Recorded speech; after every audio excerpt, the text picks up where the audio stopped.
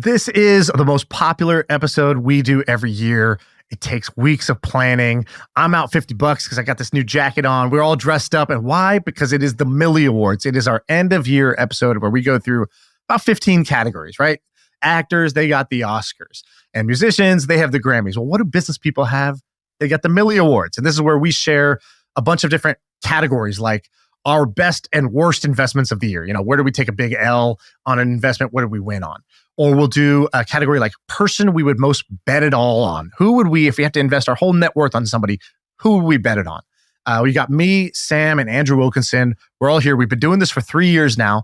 These episodes are always the favorites. This one went long. We're going to do it as a two-parter. So in part one, we have categories like Billy of the Year, best business that we think somebody else should go do, our favorite moment from the podcast this year, and the biggest change that we are making personally in our game for 2024.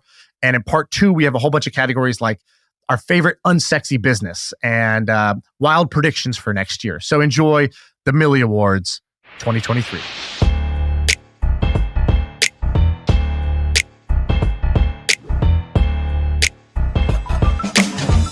Okay, what's up, guys? It's my favorite episode of the year. Andrew Wilkinson is here. Sam is here. Sam, you're looking dapper. Andrew, you're looking dapper. Sam, I got to say, the whole dressing well thing, I'm bought in now. I see it. You don't look like a science teacher. You don't look like you're from a different era. You just look sharp, my friend.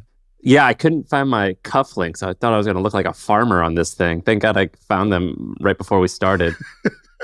Do you guys remember how Trump had like the Clemson football team into the White House and they used like the Lincoln gravy bowls for like barbecue sauce? That's how I feel right now with this person who bought me Tiffany Crystal for my wedding. This is the first time they're being used, and they're being used for Whole Foods brand LaCroix. So shout out to that person. Andrew, you feeling good? You ready to do this thing? Feeling great. Yeah, I'm. This is the best I've dressed in years. Well, we're happy that you did it here. All right, so this is the Millie Awards. We've done this. This is now, Shaan, 4 years running we've done this. Or is it 3? I think 4. So. Maybe 3. I think it's 3. And we've got 11 or 12 or 13 categories. We're going to do favorite MFM guest. We're going to do Billy of the Year, biggest change we're making for 24. The person we bet it all on. We're going to do a bunch of different stuff. And we're going to try and go somewhat fast for each category, but I'm sure we're going to have interesting stories for each one. Shaan, you want to kick it off? Where do you want to go? Yeah. Category 1. This is the Millie Award for our favorite MFM episode or guest of the year. Sam, start us off. Who you got? All right. This was a tie. No, it's not a tie. We're not going to have ties, but I'm going to say the top 2 that I had was Scott Galloway. So, by the way, we have a clip that's gone viral on YouTube where it's a clip from the Scott Galloway pod where he's talking about how much he made. I'm talking about how much I made. And people are just ragging on us both so hard because they say that we sound so depressed. But I'm going to give it number 1 to Kevin Ryan. Kevin Ryan's the founder of Guilt, Business Insider, MongoDB. I think Kevin Ryan was the best episode. I think he was the most wise person and well-balanced person we've had who's had crazy success. You know what else he did that I liked? At the end of the episode, he was like, here's how I set up my company to maximize like kind of the gain I get out of these companies and pay the least in taxes. And I'll tell you what, no rich guy ever says that. No rich guy ever tells you, this is the structure I use. And he said it on air. And he's like, here's what it does. It lets me live in a high cost state and I'm effectively only paying 14% and my kids are only paying 0% on what they're getting out of our capital gains due to QSBS. So he owns the share. He's like, I only work on projects that are QSBS eligible and long-term capital gains. I'm not looking for cash flow or income, because he's like, yeah, I got to a point where I have that, like, you know, day-to-day needs settled. So you have to get to there. He's like, but once you're there, he's like, you take your QSBS, you live in a high cost state, you then gift your stock to your kids' trust. So you set up kids' trust, you gift your stock to them before you raise a financing round. So you're taking only, like, let's say $100K out of your lifetime gift tax, and your kids now own QSBS eligible stock. When you sell, you're going to end up paying only the state tax. So you'll pay 14% California or New York. You'll pay no federal. And then your kids will pay 0% wherever, you know, likely whenever they get it out of the trust at their given point in time. And you're getting QSBS, you know, the $10 million tax free for you times each of your kids. I can get to 50 million tax free if I got, you know, 3 or 4 kids or whatever. And I was like, I don't think they have QSBS in Canada land, do they? No, we don't have. There's all sorts of other stuff and benefits and stuff, but there's a great saying on this stuff. whales only get harpooned when they surface, right? And he just surfaced in a really obvious way. And there's just some anal retentive IRS guy listening to the stroking his beard actually, right now. Strike that all from the record. What's yours, Andrew? My favorite was Sarah Moore. So Sarah Moore, she's a crazy story. She had a really troubled childhood, basically got adopted by this wealthy family. They ended up putting her through Harvard Business School, and she went out and she bought this business called eggcartons.com. And this story was just incredible. I feel like so many people hear these wild stories about tech bro billionaires, raising a bunch of money and hitting it big, making trillions of dollars. And I think her story is much more realistic for a normal person. She really kind of is a testament to the fact that anybody can teach themselves business and can go buy a business, that it's really not rocket science. And I loved how simple and tactical all of her stuff was.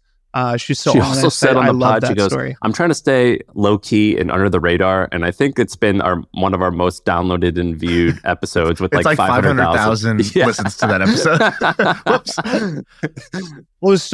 The smartest thing she did is she did the Michael Jordan, like, I'm retiring. Yeah. This is the last thing. Like, I'm never going out again. And now it immediately, as soon as you said that in the intro, I was like, oh, I have to listen. Right? There's definitely episodes I kind of check out of or don't do. Yeah, it was a great one. That made me lean in. I think that's a great one. By the way, there's a quick follow up to that, because that story, the Sarah Moore story, falls in the category of kind of like too good to be true. So look at all the elements. It's basically like, here's this super hot woman who grew up, super poor, couldn't even get into college, somehow ends up at Harvard Business School. There must have been something happening there. A family had adopted her along the way. That's like the plot of the movie Blindside. Then it was buys a business, but has no money, remember, because she grew up super poor. So bought the business with $0 cash down. How she found the business was she, hired 50 interns off of Craigslist and like snuck them into the Harvard Business School like library to work with her on this. And buys this business, eggcartons.com, for millions. It's a multi-million-dollar business, super successful. There's no pictures of her on the internet. There's no interviews of her on the internet, right? We're like the only guys who've like done this. So there was a lot there that like I came out big thinking, did I just get Elizabeth Holmes? I might have. Oh God, I might be part of the documentary here. All right, let me at least make sure I look good if this is going to end up on Netflix one day. And she flew out after the episode. She's like, I got to meet you. I said, okay, why? And she's like, I need to know who I'm dealing with here. And so she flies out. We go get lunch here in the burbs in California. She flies all the way from Boston, and everything checked out. It was, if she is Elizabeth Holmes, she's the greatest Elizabeth Holmes you've ever seen. She looks like what she shows like. She told the story. She showed me the old photos. Like, everything.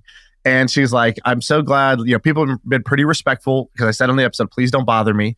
And we did a form instead of her like email address, like, here, type your questions in this form, and then we'll answer the form. How many messages did she get? A lot. She had said after the first appearance on it, she got the Netflix, Bravo, like other people had reached out to be like, can I do, we want to do a show on you or a movie on you. Wow. All right. Well, kudos to Sarah Moore. What's yours, Shaan? All right, my MFM guest here, this is going to surprise you guys, is Connor Price. And Connor Price was a guy who was working in a warehouse. He was stacking boxes in our friend's warehouse, in Ramon's warehouse. And he was like a wannabe rapper, white guy. And, that's kind of cliche. But he actually made it. And he made it in a very interesting way. He figured out how to go viral on TikTok. And he was not a social media guy. He refused to even post on social media. He was too shy. His wife was like, you got to do this. It's a great way to get the word out, and let's just have some fun with it. She kind of became his manager, and they now have racked up, I don't know, like 1 billion views on TikTok going viral. And the reason I say Connor Price is not just because that's an inspiring story, but I took away one big lesson of I realized that the puck has moved. And I'll give you guys the short version of it. I think era one of marketing was sort of like, let me interrupt your programming in order to tell you about my product, right? That's commercials. That's like radio ads. That's how things used to work.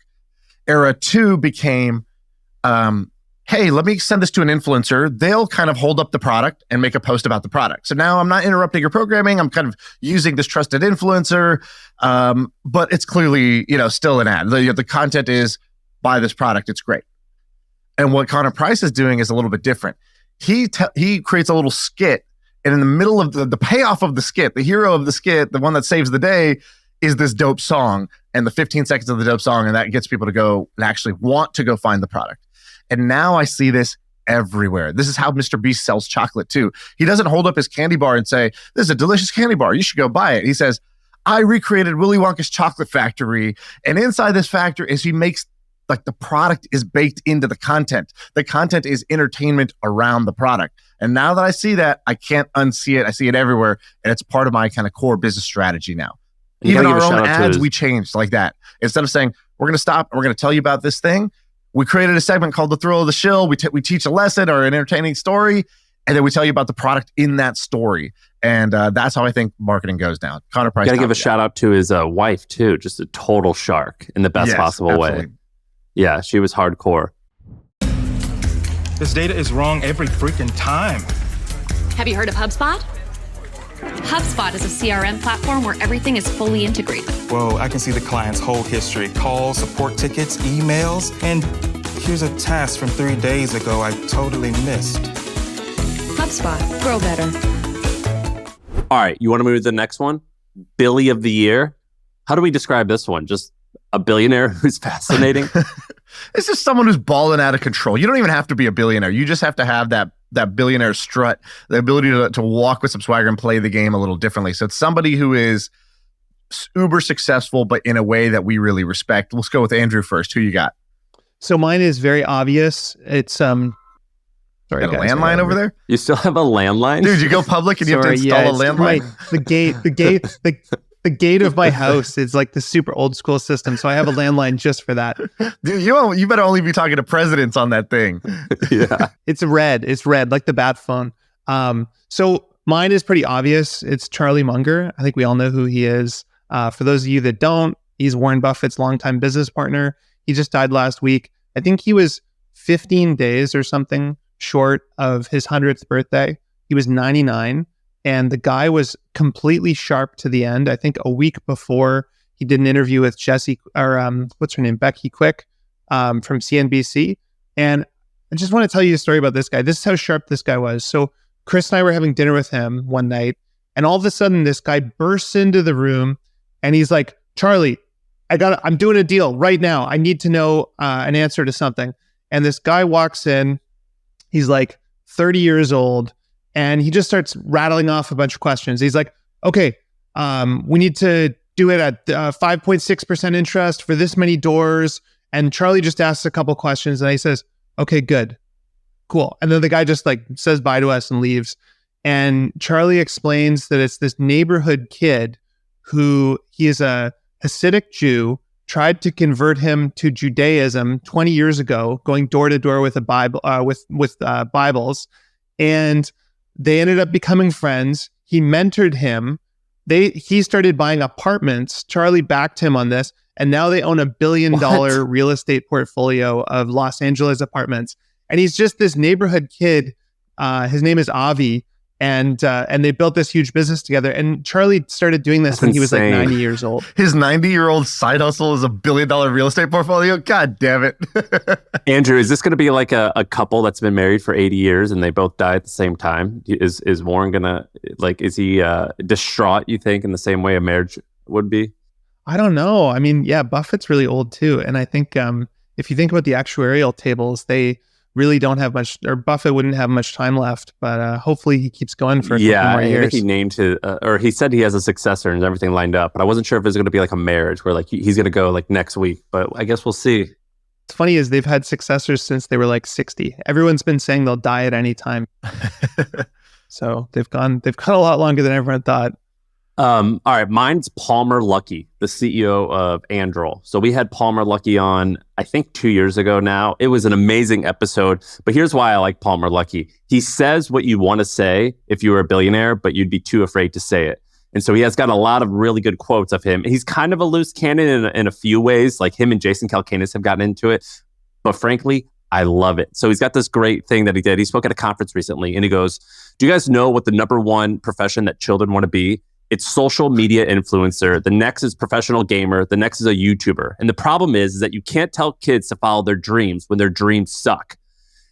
Which is like a great line. And he goes, do you know what the number one dream for kids in 1971 was? It was an astronaut. We had just gone to the moon. These guys were fighter pilots, PhD mathematicians, supermen, who all were also really good looking and well-spoken. It was the ultimate American hero ideal. For a kid to see that and say, that's what I want to be. Okay, then I say, yes, we should tell kids to follow their dream. But when it's social media influencers, we should tell them their dreams suck and don't follow their dreams. So he's got these really like articulated, wonderful points that I appreciate. He dresses silly. He's got a mullet. I'm a big Palmer Luckey fan.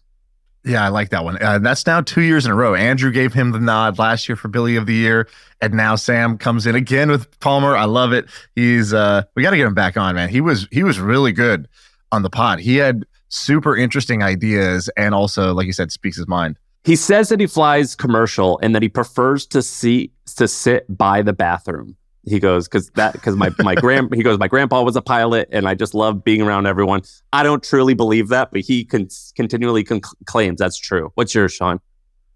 All right. My Billy of the Year is going to be an entrepreneur who I think I don't know how close they are to the Billy number. I think they're probably close when you include their wife. That's a little hint for you. I wrote down a couple of bullet points on why this person is a badass. And you know you're a badass when your couple bullet points goes to the Roman numeral 13. Let me just read these off in rapid succession. Okay, this person has been a rapper, an entrepreneur, an investor, an author. They are a motivational speaker. They have a badass wife who's even more successful than them. They somehow married up even though they're super successful themselves. 4 kids. And when I called this person to prep for the podcast, they were on their way, they're taking care of the kids, taking them to their soccer game, yelling at them, where's your shoes? Where'd you put your shoes yesterday? And that just told me they're plugged in as a dad versus, 4 other people are raising their kids. They own an NBA team. They're a part owner in an NBA team. They built a coconut water brand, a private jet company. They discovered David Goggins before he was David Goggins. They actually invited David Goggins to live in their house and train them every single day for 30 days. They like running, so they created a running festival. They like pickles, they're creating a pickle brand. They created a fake Mount Everest because he's like, I can't go climb Everest, but I'll take this mountain, I'll climb it 14 times, and it's the same height as Everest. He came on the pod and had one of the all-time classic lines about some other competitor of his. And he goes, keep the money warm. Thank you for keeping the money warm for me. I'm coming. And keep the money warm it warms my soul. He is just having fun out here. He's got great life philosophies about having adventures multiple times a year to have a life well lived. He also got angry at me for asking him what his monthly burn was. Yeah, he called Sam out for badgering him. We had to cut it out of the episode because it got so awkward. I didn't badger him. I said, I'll ask whatever I want, and I respect I respect you to say no. I'll ask the same question 7 different ways until you finally wilt. He didn't wilt. He was like, that's personal shit, Sam. You're pissing me off. And he is Jesse Itzler. That is my Billy of the Year. That's a good one. Yeah, I had him on my list. I thought you were going to pick him, so I backed off. I think Jesse's an amazing person. He also has this calendar. I keep getting Facebook ads for it, and I'm going to buy one. Where he what did he say? He goes, I'm 50 years old. I only have 30 summers left. I'm planning exactly how I'm going to spend them.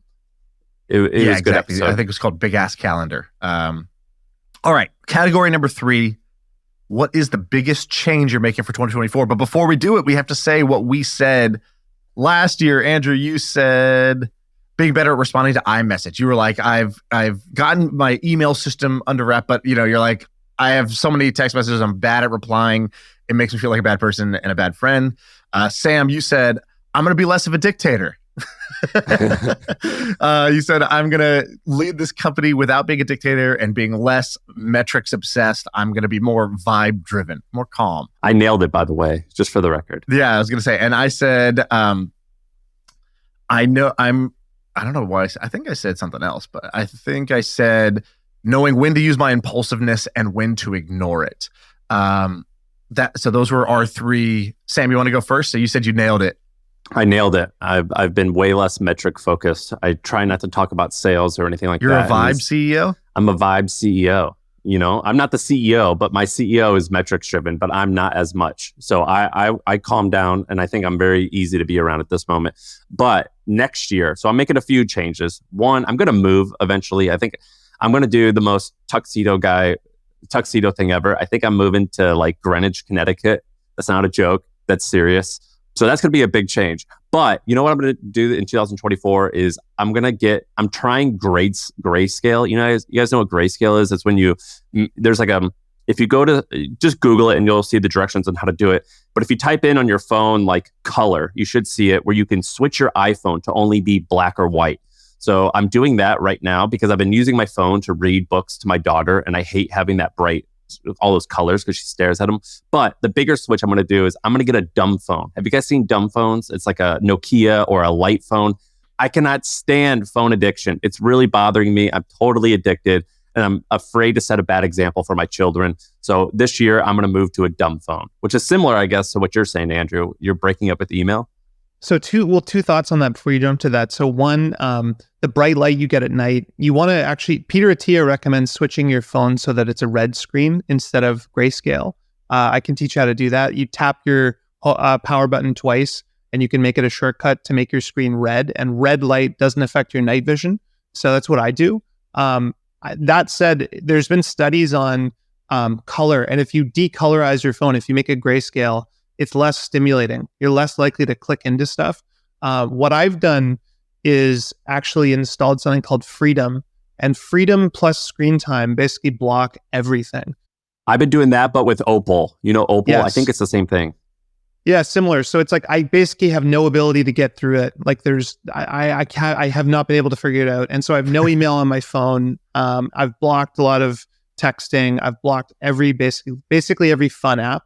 And I feel like an addict. Like I feel like really irritable. I'm going through withdrawal right now. But the change I'm trying to make, so I nailed texting last year. I got this amazing app called text.com, which is basically like superhuman for texts. Dude, you've been tweeting out like links. You're like, you like refer 5 people and you get a t-shirt or something. I love it. I absolutely love it. But the problem with that is that I've now gotten so responsive with texts. I'm so good with texts that I'm getting more texts. So, you send more emails, you get more emails. I'm now getting too many texts. And because I built my email system last year, I don't respond on email as fast. And so I'm getting more and more texts. So I have that problem. The big thing I'm trying to do this year is I'm trying to break up with email fully. So what I've been doing for the last 2 weeks is I can't access my email, and my assistant sends me screenshots literally of any important email that she thinks I need to respond to. And I just tell her what to do with it. And what's interesting about that is when you're in a flow state, when you're working or writing or doing something, you'll often have the thought, oh shit, I have to remember to send that email. And so you jump over to Superhuman, you send the email, and then, you might see 10 other subject lines. And before I know it, I'm like down a rabbit trail, reading like a Packy McCormick newsletter or responding to a problem or something like that. And so what I'm hoping is that this new system will only be the things that I absolutely need to respond to, and there's no additional distraction. So we'll see how it works. Let me just tell you 2 wonderful rich guy things that Andrew just did that are true rich guy things, not these fake ass, not these wannabe rich guy things. First thing is, he said, you know what Peter Attia recommends? Which is great, because he didn't say, you know what my doctor, Peter Attia, recommends? He recommended it to me. He recommends to me when I see him, because again, he's my doctor. So that was the first great thing you did. You didn't brag when you could have bragged. It's the words not said. It's the dogs that didn't bark, right? That you really gave yourself away as being a truly comfortable with yourself, secure person. And I appreciate that. The second thing, you're basically at the stage of Trump and others that are just like, I just get my email printed out and put on my desk, and I just quickly mark with a pen, and then somebody goes, what is email actually? I actually don't understand how the system works. It just shows up on my desk. You're basically at printed email, and printed email is like, you got Louis Vuitton, you got like, Birkin bags, you got at the very top of the luxury pyramid is printed email, and you're basically there. It's crazy though. It's not an inaccessible thing. Like, so I have an assistant in the Philippines, and it's like $1,000 a month, and she does it, right? So it's like, it is something that a lot of people could It's be not doing. that it's inexpensive. It takes a certain level Yes. of confidence in your lifestyle that you're not missing stuff, right? You are not lacking something. And so you're able to do this type of system. So what's interesting though, is I've been in this cycle for 15 years, right? Of getting overwhelmed. Usually once a year I get overwhelmed and I dial everything back. And Sam, I've actually had a flip phone. I've tried the dumb phone. At the end of the day, you need to order DoorDash and Uber and do basic things. So it didn't work for me. But I had this moment where I was going through one of these cycles, and this was in 2010.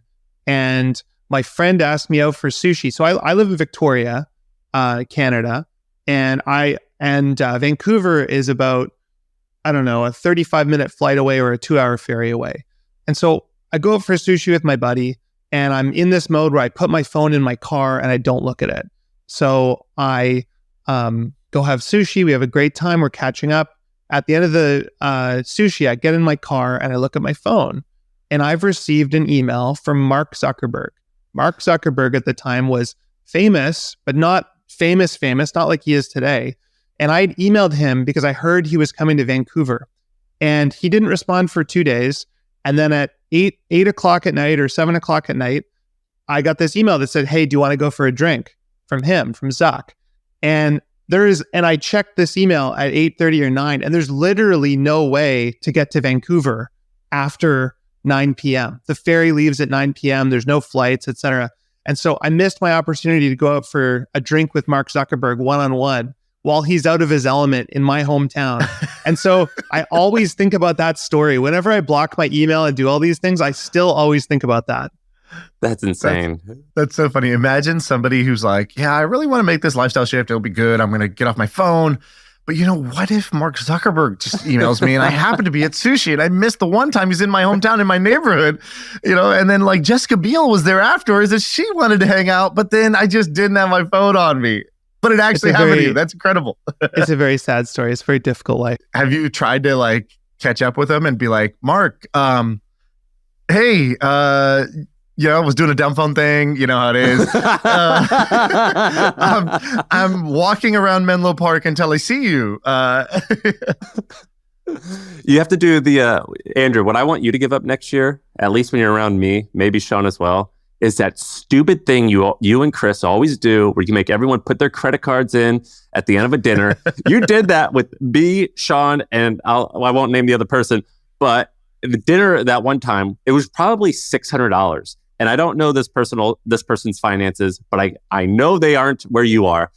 And this guy had to pay for like a $600 meal, and I don't want to be a bitch and be like, call everyone out. The funny thing is, we were at sushi, and this person doesn't eat fish, so they paid for the meal when they don't even eat seafood. I think it's such an awkward. It's born. So basically, the story is we were all out for dinner. And Chris and I said, "Hey, instead of fighting over the bill, let's just all put our credit cards in. We'll let the waiter choose the card." I wouldn't have fought you. We didn't have to fight.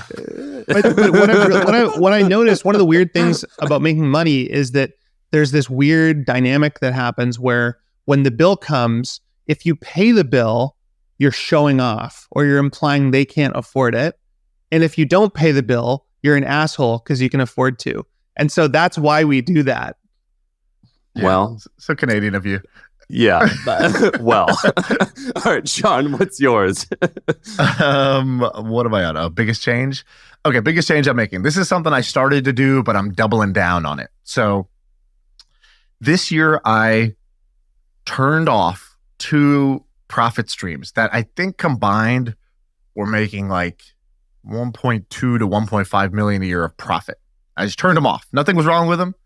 I just turned them off. I lied, actually. There was something wrong with them. They were just okay.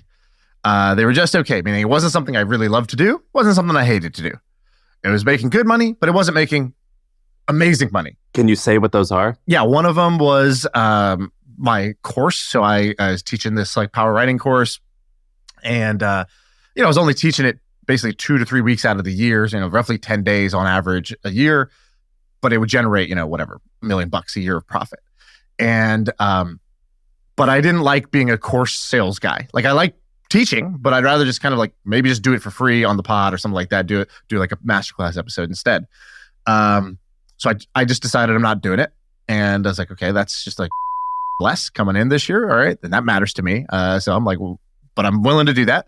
And I also just announced that I'm shutting down my rolling fund. So I'll only be investing personally now. I'm not taking any more outside money.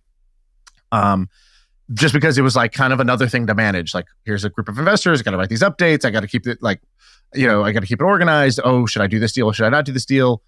I just decided I'm just going to invest my own money. I don't need to do this anymore. And with that comes like a steady stream of fees and carry that would come with a fund. I turned it off. Again, didn't have to turn it off, just chose to turn it off. And the reason why was I realized I was talking to somebody I had one day, what's that, like a Christmas Carol movie where like he gets visited by the ghosts and they kind of tell him the story. Like, I talked to one friend who's in a bad relationship and they're not getting out. And I'm like, dude, this is not what you want. And they're like, yeah, but it's not terrible. I'm like, but not terrible isn't your goal. And they're like, yeah, but I don't know who else is out there. If I meet somebody else, then maybe, I'll feel, and I'm like, you're just not going to meet somebody else because you're dating this person. And then I met another person who was in a job they did like, same thing. It wasn't a terrible job, so they didn't quit. And they'd be open to a better job, but they weren't seeing a better job because they were so occupied with the one that they had. And so I just kind of realized, if you want something great, you got to make space for great. You can't just wait till your current thing gets so bad that you have to end it, or that this new amazing thing shows up at your doorstep and it'll be obvious to switch.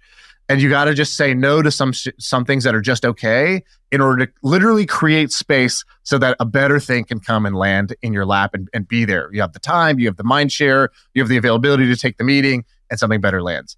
And that's exactly what's happened this year. Better things have landed because I've done that. And so now I'm like, next year, what else is there that's like kind of in that middle tier, it's good, not great bucket that I should just get out?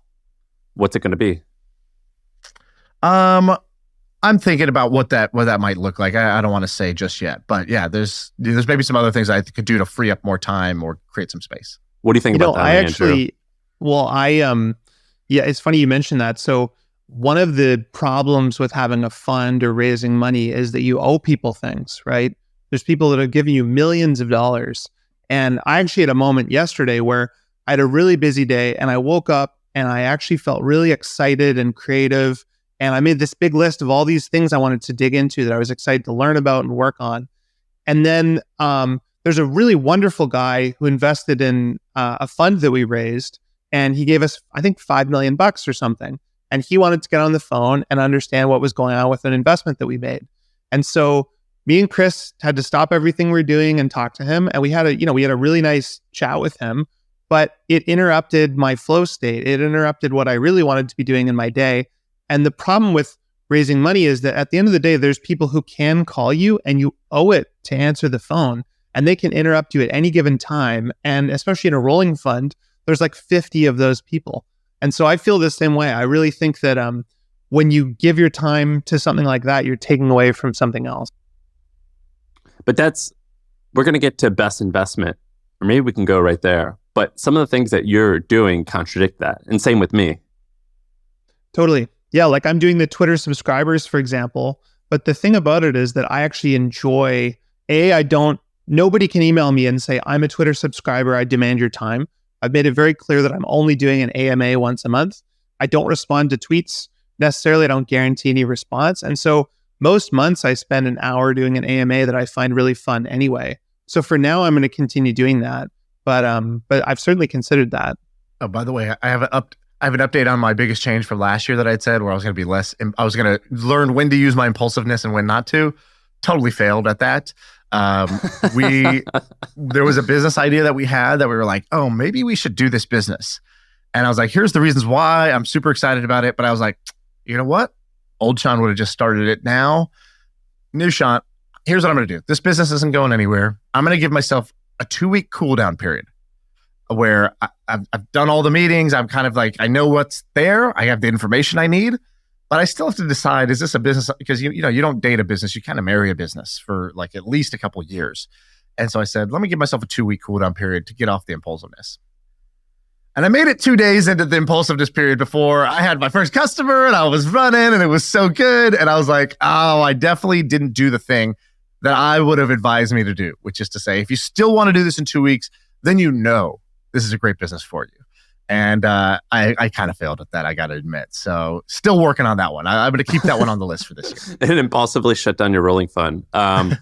Let's do person you'd bet it all on. So mine was between two of our guests, actually, Jason Yanowitz and Austin Reef. Jason Yanowitz started Blockworks. It's a crypto media company. I don't even like crypto, but I love Jason and I love his media company. He scaled it to, I don't know, tens of millions in revenue. And then Austin Reef started Morning Brew, who was my competitor. Now I've gotten really close to him because he's in my core group at Hampton. But I'm going to give it to Austin because he's already sold most of his business, Morning Brew. I think he was 26 when he sold it at a $75 million valuation. The company now is doing high 8 figures in revenue. I think whatever Austin Reef does, I would blindly put money in. I would invest in him blindly. Wow, that's not who I thought you would pick. Austin's amazing, but that's it. You've come full circle. Your former competitor now turned, dare I say it, hero?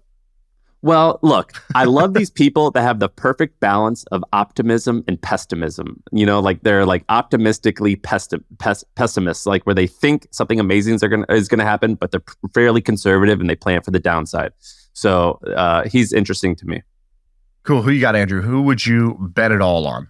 So mine's not really a business person necessarily. I've been thinking a lot about like AI disruption, and I think that if I had to bet it all on one business, that would be incredibly hard because I think in AI there's so many second order and third order consequences and levels of disruption. So my thought was actually if I could just be an investor in a podcaster, someone with a personal monopoly, and my idea was Andrew Huberman. So I think he's got a incredible brand, and he's doing the thing that he loves and is kind of made for. He's insanely likable. He loves talking about to all these interesting people about all these interesting things. People have this incredible affinity for him, and they will basically do anything that he says. If people advertise with him or he talks about a product, everyone will buy it, which means that his ads, like we tried to buy an ad for AeroPress a year ago. We just got an ad for AeroPress literally yesterday. And I think we paid some, very high number because his audience is huge. Did you see results from it yet? I don't know yet. I can report back. But anyway, his business, I'm like, that is a completely undisruptable business unless he gets hit by a bus or something. The best line was from Rob Dyrdek. We asked him how much it costs to advertise Momentous on the pod, on Huberman's pod. And he goes, I don't remember how much it was, but I could tell you whatever it was, it probably wasn't enough because he moved the needle for us that much. Yeah, that's amazing. All right, my person I'd bet it all. Sam, are you sitting down? Yeah. It's you, bro. Me? It would be you. It would be you. And let me tell you why. Not just for the reasons that you think you're talented, but there's a lot of talented people. You're smart, but there's a lot of smart people out there. I, this year, have really come to appreciate more than ever. And I think it's because I've moved out of the I'm going to be CEO and operator role to more like I'm going to be investor and trust other people to operate, these businesses that we own. The underrated trait that I had been severely underweighting in my little mental model was like, is this person going to be focused?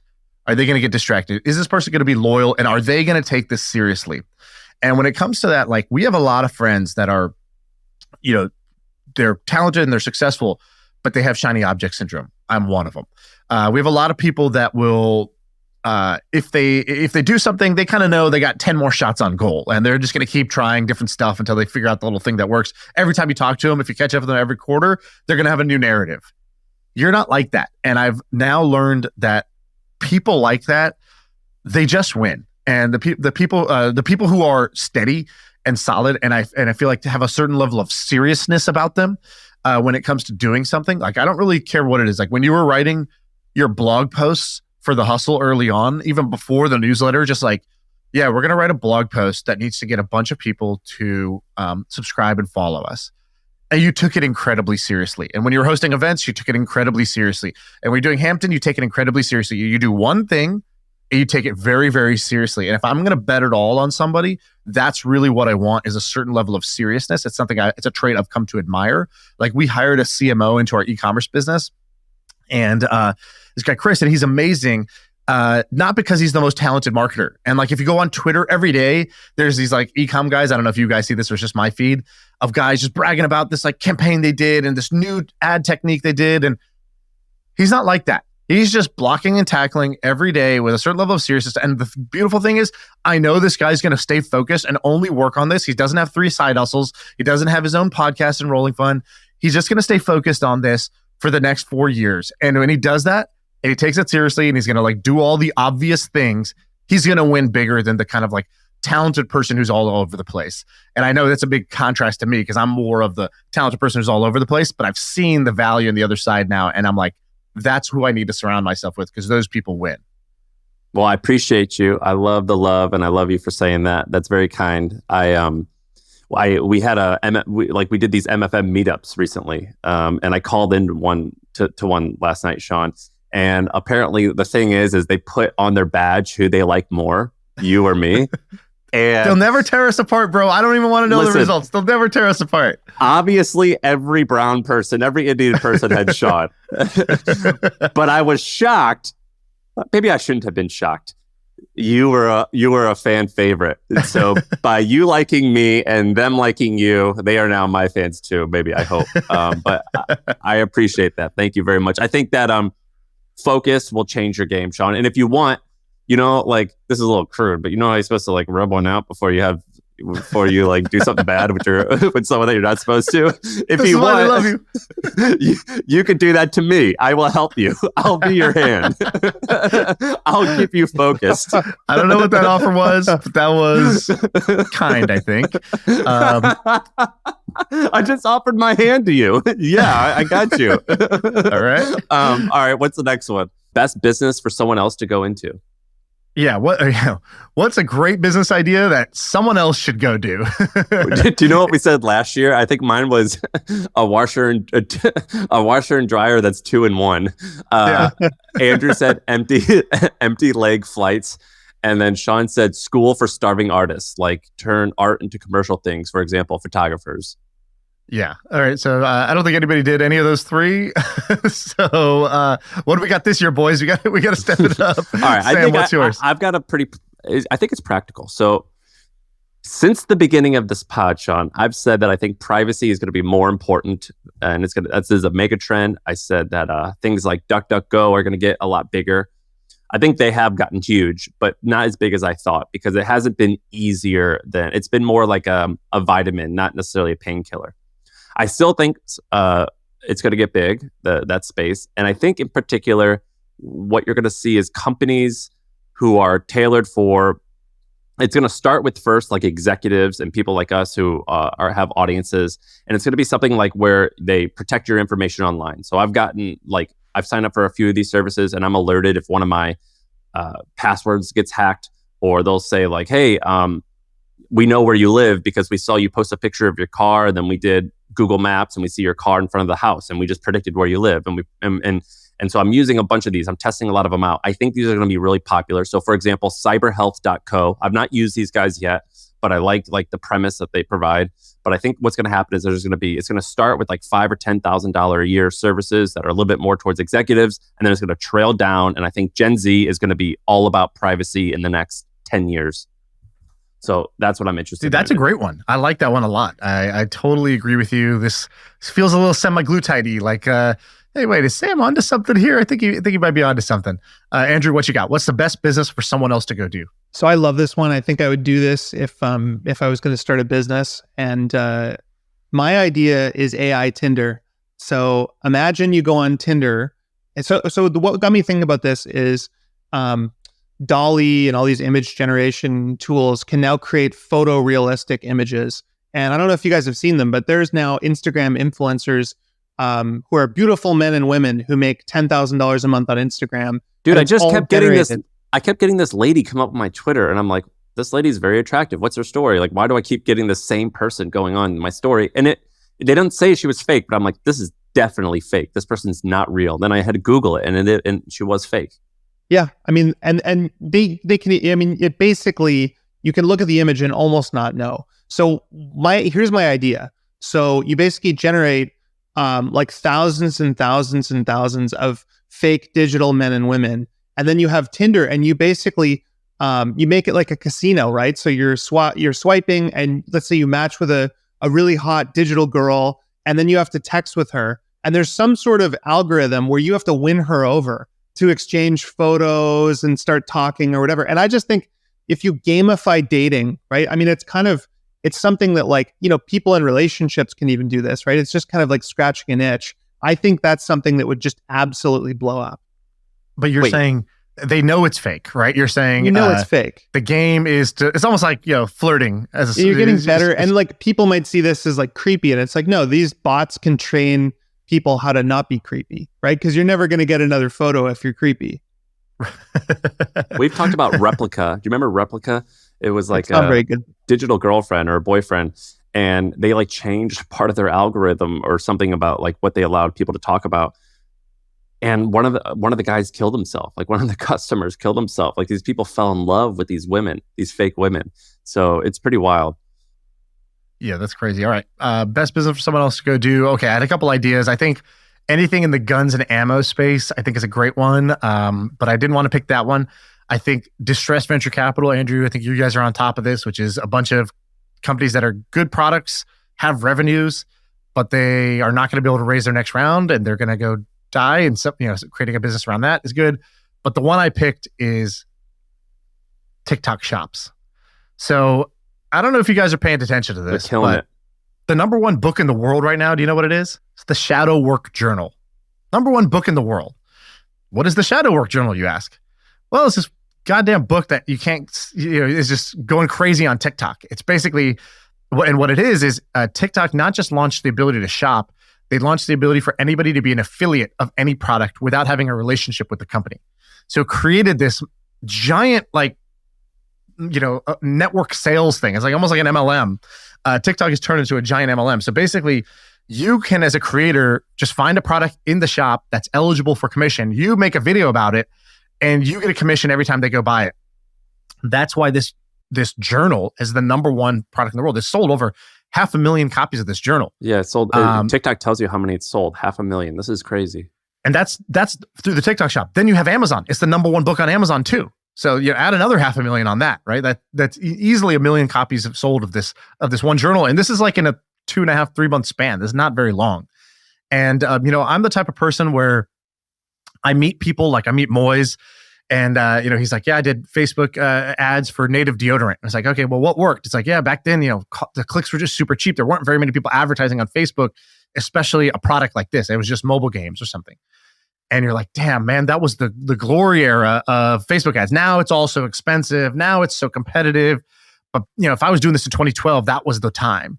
And, I wish I bought Bitcoin back in 2011 or 2012 when my friend first mentioned it. Back it was, $130.